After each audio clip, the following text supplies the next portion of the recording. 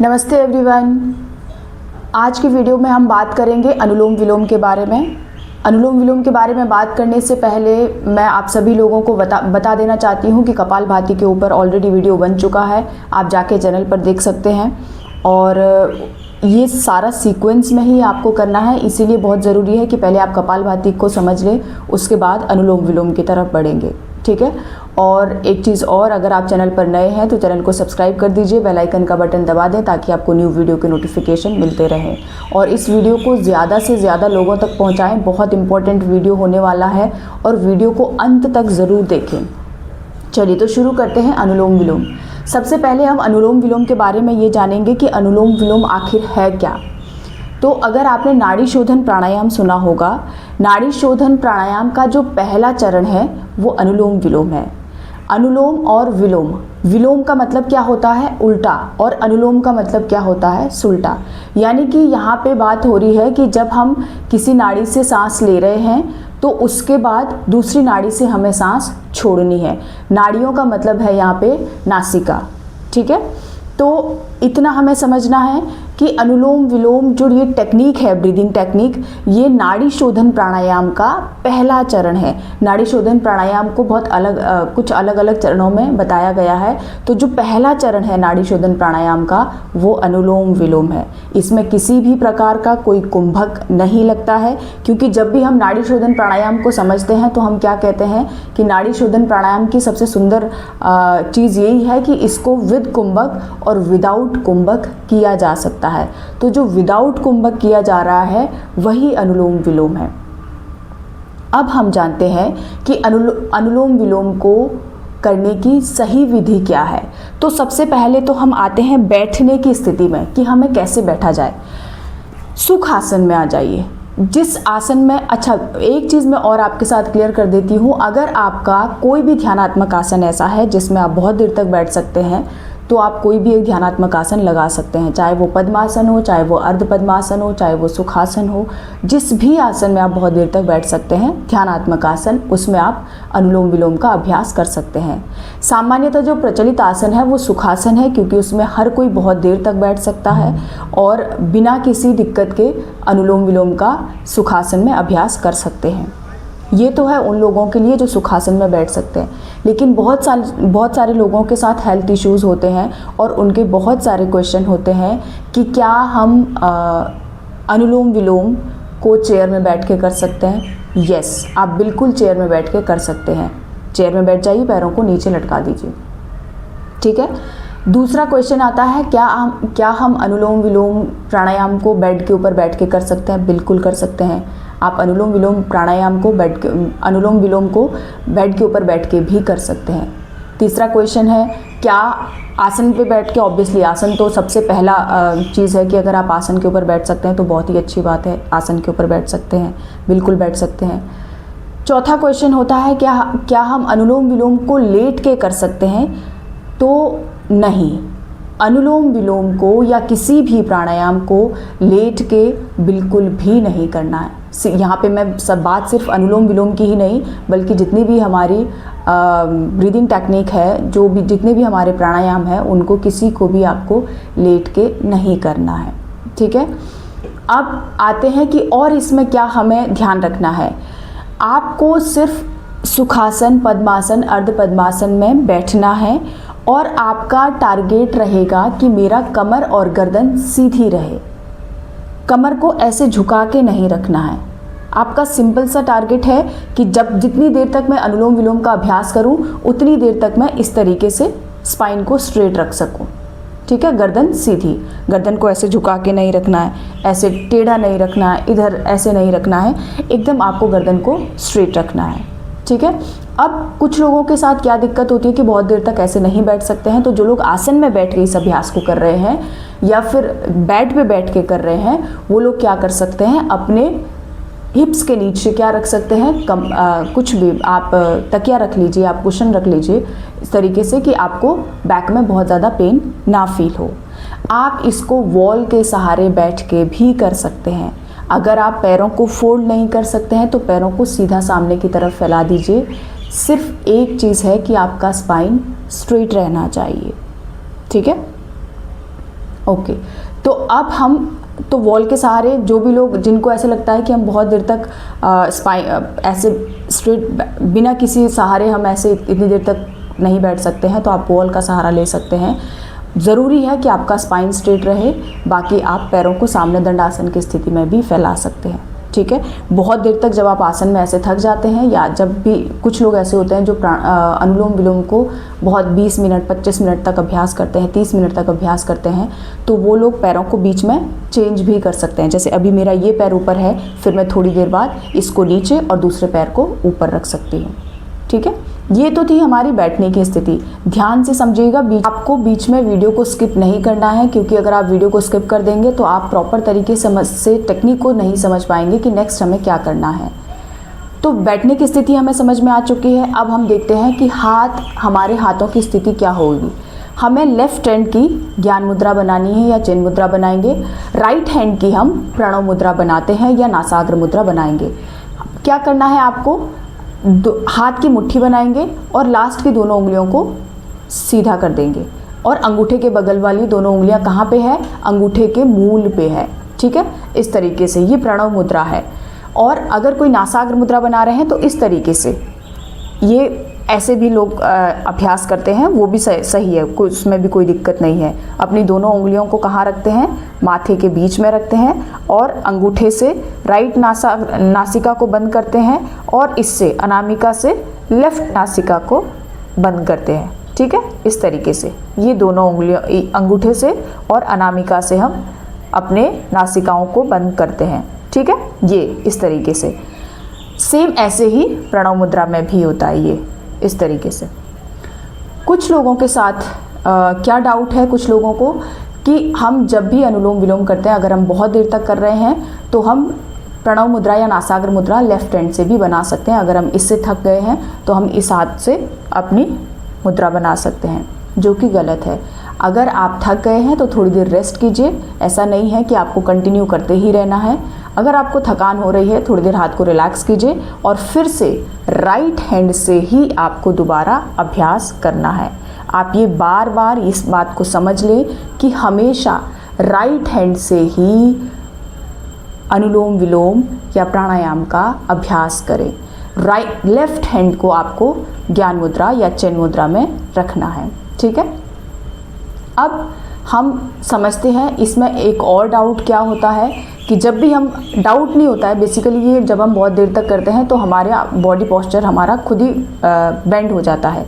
जब हम अपने हाथ को यहाँ पे रखते हैं तो कुछ लोग ऐसे रखेंगे, हाथ को एकदम रिलैक्स रखना है, क्योंकि अगर आप 25-30 मिनट तक कर रहे हैं, यहाँ पे आपका शोल्डर ऑटोमेटिकली थक जाएगा, तो आपको एकदम शोल्डर को रिलैक्स रखना है इस तरीके से। ठीक है, एक और चीज़ हमें समझनी है, जब भी हम अनुलोम विलोम या नाड़ी शोधन कर रहे हैं तो हम लोग क्या करते हैं, अपनी गर्दन को, अगर हमारा हाथ यहाँ है तो गर्दन या तो ऐसे ही हो जाएगी या फिर इधर को चली जाएगी, इस तरीके से। नेक आपका एकदम सेंटर में ही होना चाहिए। इस बात का हमें पूरा ध्यान रखना है, पूरी अवेयरनेस रखनी है। चाहे आप जितनी भी देर अनुलोम विलोम का अभ्यास कर रहे हैं, चाहे आप 1 मिनट कर रहे हैं, चाहे आप 30 मिनट कर रहे हैं, हमेशा ध्यान रखें कि आपका गर्दन और स्पाइन एक सीध में, ये ऊपर से लेकर नीचे तक आप एक सीध में होने चाहिए। ऐसे नहीं कि आपकी गर्दन इधर जा रही है या आप ऐसे कर दे रहे हैं। तो हमेशा गर्दन को सेंटर में ही रखना है, बहुत ज़्यादा ऊपर भी नहीं लेकर जाना है और झुकाना भी नहीं है, एकदम सीधा सामान्य स्थिति में। ठीक है, अब हम समझते हैं कि अनुलोम विलोम करते हुए कुछ लोग क्या करते हैं, फिर ये ऐसे नहीं करना है। जब भी आप अनुलोम विलोम का अभ्यास करते हैं तो बहुत सहज और सरल, आपके चेहरे के एक्सप्रेशन बिल्कुल भी चेंज नहीं होंगे। ऐसे नहीं करेंगे,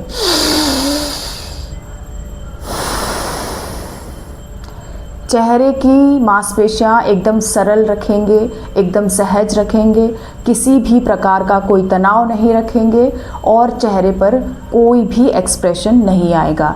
बिल्कुल धीमे से आपको सांसें भरनी है और धीमे से सांसें छोड़नी है, बहुत धीरे धीरे।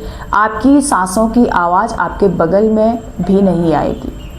ठीक है, सिर्फ आपको हो सकता है थोड़ी बहुत आवाज़ आए, क्योंकि आप बिगिनर हो और जैसे जैसे आपका अभ्यास बढ़ता जाता है आपको स्वयं को भी वो आवाज़ नहीं आएगी। जितना नियंत्रण आपकी सांसों पर होगा, जितना आप अपनी सांसों पर नियंत्रण रख पाएंगे, उतना ही आपके विचारों पर भी नियंत्रण होता जाएगा। ठीक है, अब हम आते हैं कि हमारी नाक की स्थिति कैसे होगी। तो लेफ्ट हैंड हमारा ज्ञान मुद्रा में ही है, राइट हैंड की हमने प्रणव मुद्रा बनाई है। अब हम क्या करेंगे, कुछ लोग क्या करते हैं, जब भी आपने देखा होगा अनुलोम विलोम करते हुए हमारा जैसे ही हम नाक को बंद करते हैं, ये नाक ऐसे पूरी मोड़ देते हैं। तो नाक को मोड़ना नहीं है, बस आपको सिर्फ इतना ध्यान रखना है कि आपको अपने नासिका को बंद करना है, और बंद करने के लिए इसको पूरा जोर नहीं लगाना है, इस तरीके से नहीं करना है, आपको एकदम सामान्य रखना है, इतना कि बस आपकी नाक बंद हो जाए, ये इस तरीके से। ठीक है, बहुत आराम से, कोई बहुत ज़्यादा दबाना नहीं है।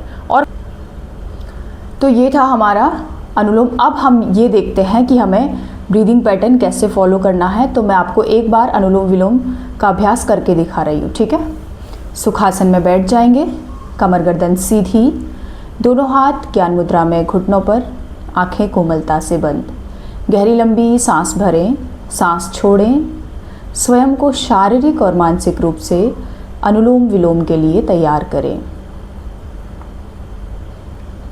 ध्यान रखें, अनुलोम विलोम करते हुए सांस भरेंगे जब, तो पेट आपका बाहर की तरफ फूलेगा और सांस छोड़ते हुए पेट अंदर।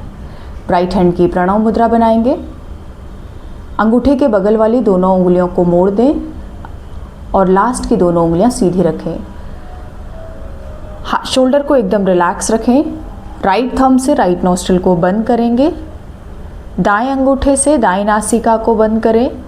अब बाएं से, शुरुआत हमेशा बाएं नासिका से करेंगे। बाएं नासिका से गहरी लंबी श्वास भरें,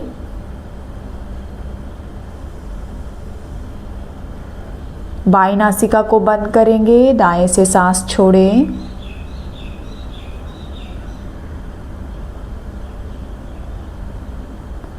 दाएं नासिका से गहरी लंबी सांस भरें,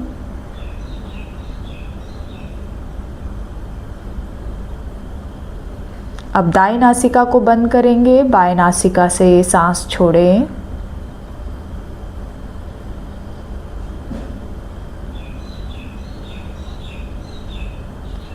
बाएं नासिका से गहरी लंबी सांस भरें, बाएं नासिका को बंद करेंगे, दाएं नासिका से सांस छोड़ें।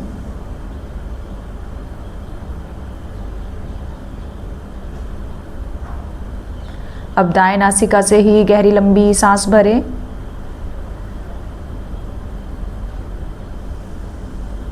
दाएं नासिका को बंद करेंगे, बाएं नासिका से सांस छोड़ें।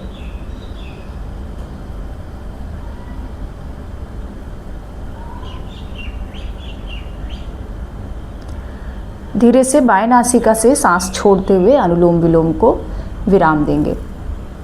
तो ये था हमारा अनुलोम विलोम। कुछ क्षण मौन रहेंगे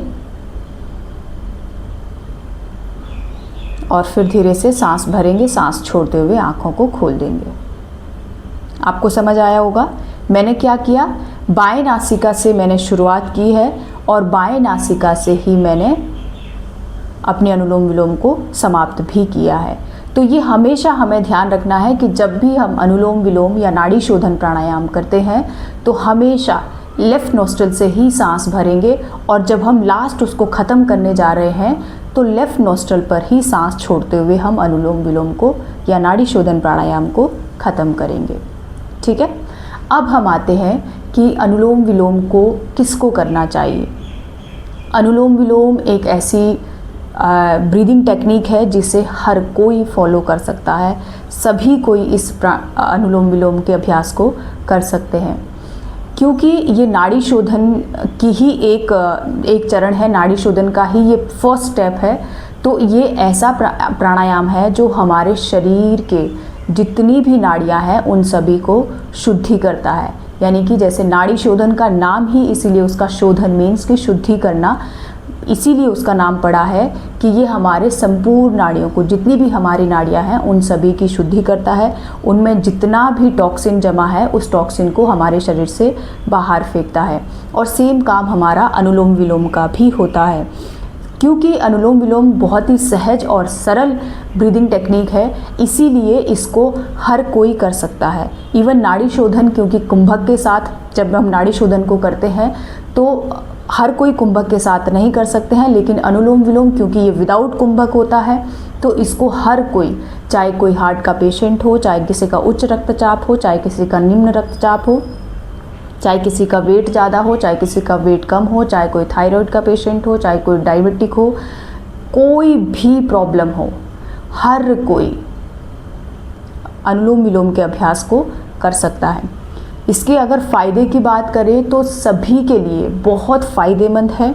जितने फ़ायदे आप समझ सकते हैं, जितने आपको ध्यान आ सकते हैं, वो सारे फ़ायदे अनुलोम विलोम के अभ्यास से होते हैं। जिसमें से जितने भी हमें साइकोसोमैटिक डिसऑर्डर जो होते हैं वो अनुलोम विलोम के नियमित अभ्यास से वो सभी समस्याएं खत्म होती है। जैसे ही हम अनुलोम विलोम के अभ्यास को शुरू करते हैं, मात्र 5 से 6 मिनट के अंदर अंदर ही हमारा पैरासिम्पैथेटिक नर्वस सिस्टम एक्टिवेट हो जाता है, जिसकी वजह से आपका पूरा शरीर धीरे धीरे रिलैक्स मोड में जाने लगता है। और जब आपका शरीर रिलैक्स मोड में होता है तो आप अपने ज़िंदगी के, अपने काम को लेकर हर प्रकार के डिसीज़न बहुत ही सहज और सरल और सकारात्मक ले सकते हैं। तो ये जितनी भी किसी को अगर एंजाइटी हो रही है या कुछ भी काम करना है या कहीं पे किसी का इंटरव्यू है या स्टूडेंट्स जितने भी हैं, ये बुद्धि को भी तेज करता है। तो वैसे तो सारे ही प्राणायाम हमारे ब्रेन के लिए बहुत अच्छे होते हैं, लेकिन क्योंकि सारे इसलिए अच्छे होते हैं क्योंकि सारे ही प्राणायाम ब्रीदिंग हमारी बेटर करते हैं और हमारे ब्रीदिंग में ऑक्सीजन की मात्रा, हमारे ब्लड में ऑक्सीजन की मात्रा बढ़ाते हैं। और जब हमारे शरीर को प्रचुर मात्रा में ऑक्सीजन मिलती है तो हमारा ब्रेन ऑटोमेटिक शार्प होने लगता है, हमारी मेमोरी बढ़ने लगती है।